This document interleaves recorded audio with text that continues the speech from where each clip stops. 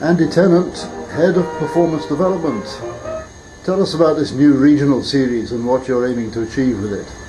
Yeah, I think the regional series is really designed to bridge what's widely agreed is quite a large gap between the club game and international cricket, and obviously the level of performance which is now required to play for Scotland on the world stage is quite considerably in excess of the club game now. So what we're trying to do is put a stepping stone in place to allow players to try and compete for places in the national team.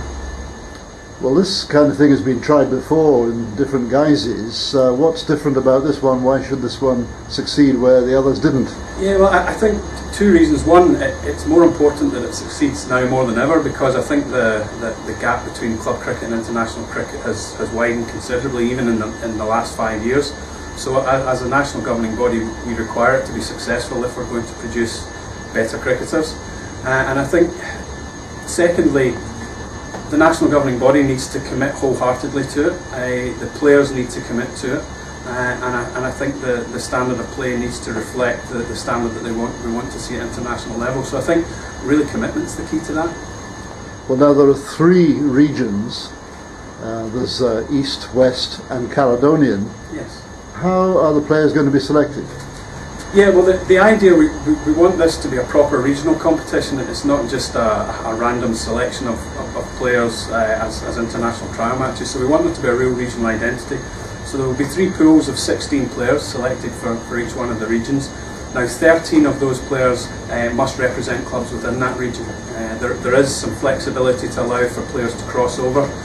For example, where there may be a region that has an excess of spin bowlers and one who has an opportunity to represent Scotland may not be able to get a game, whereas another region may have a dearth of spin bowlers, so we would just transfer one to the other.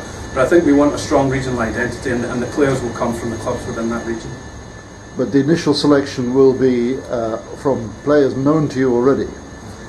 Yes, players who are in our performance system, not necessarily those who've represented Scotland already. There will be a significant number of both younger players and players who've come out of the club game. So we are looking for those players who show talent within the club game, who we believe may be able to make the step to international cricket to shine in that environment.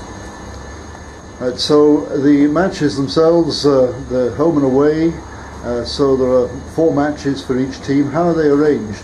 Yeah, there's 6 matches in total, as you say, Mike. Four matches for each team, and they'll be played in 2 blocks of 3. So effectively, everyone will play everyone once in a block at the beginning of the season. So from late April through to early May, there'll be a block of 3 matches, which will hopefully help inform selection and give players opportunities ahead of the 5 beginning of season Pro 40 matches, the I Cup game against the Netherlands, for instance, Scotland Lions, and Academy and Under-19 selections. And then there'll be another block of 3 matches towards the tail end of August and into September, which will hopefully tell us more about players that we want to select for winter squads and matches coming up in the winter. So there's a definite incentive to players to perform, certainly at the beginning, perhaps less so towards the end of the season unless they're looking well ahead. Yes, I think so, but I think we need to take a long-term view to this tournament. As I say, it's not something we're putting in place for 1 year. We're determined that this will become effectively a first-class structure for Scottish cricket with a strong regional identity. Alright, so a first-class structure would be more than 1 day per match, presumably? Yes, I think so. I think what we've tried to do in the initial sense, especially with the amount of one-day cricket that we're playing this year, is give the focus to one-day cricket and indeed a T20 festival at the end of the season.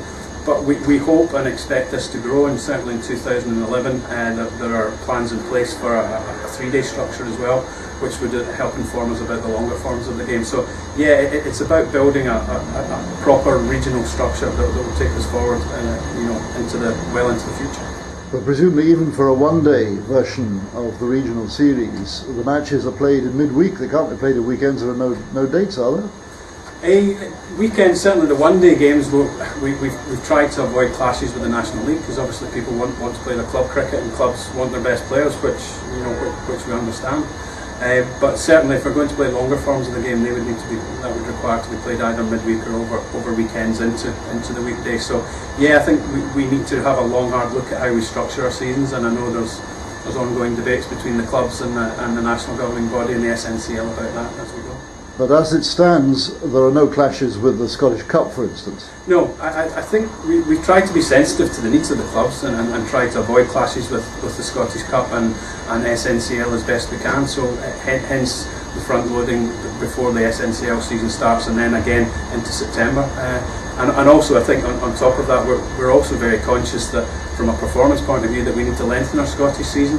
We certainly feel that in comparison to our rivals, so if we look at someone like India who have a 10-month season, and in Scotland we have a 4.5-month season, I think there's a feeling we certainly need to stretch our season, and while into early April is maybe not the best idea with our climate, certainly into September is something that we need to look at playing more cricket in September.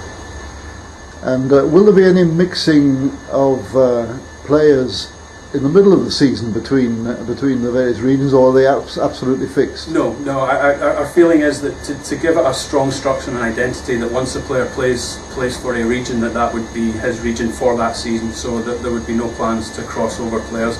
That there is the opportunity perhaps to loan a player who may not have played.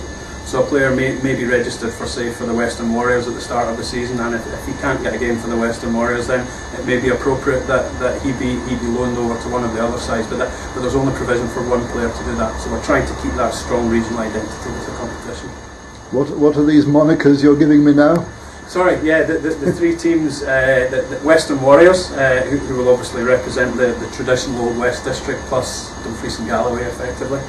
Sorry for the geography lesson. The Eastern Knights, which is the traditional East District plus what was the Borders part of the South District, and then Caledonia, which is effectively Scotland north of the Forth, just about, which is the old North District. So it's those. We'd like to think that we've captured the three traditional power bases for Scottish cricket, and again, all part of trying to create this identity for the competition.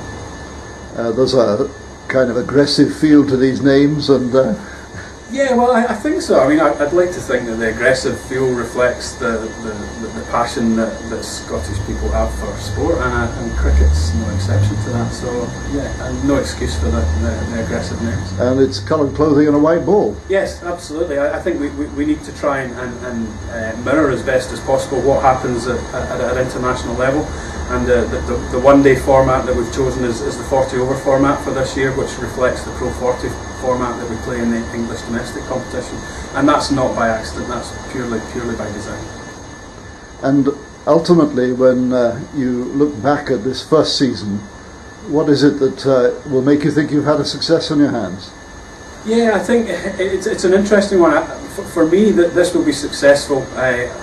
If someone ends up representing Scotland who ordinarily wouldn't have if we hadn't had this competition, I think if that happens, then we'll know that we've done something right, and that someone has got an opportunity who wouldn't have otherwise, and by that very nature I think that will deem the competition to have been a success.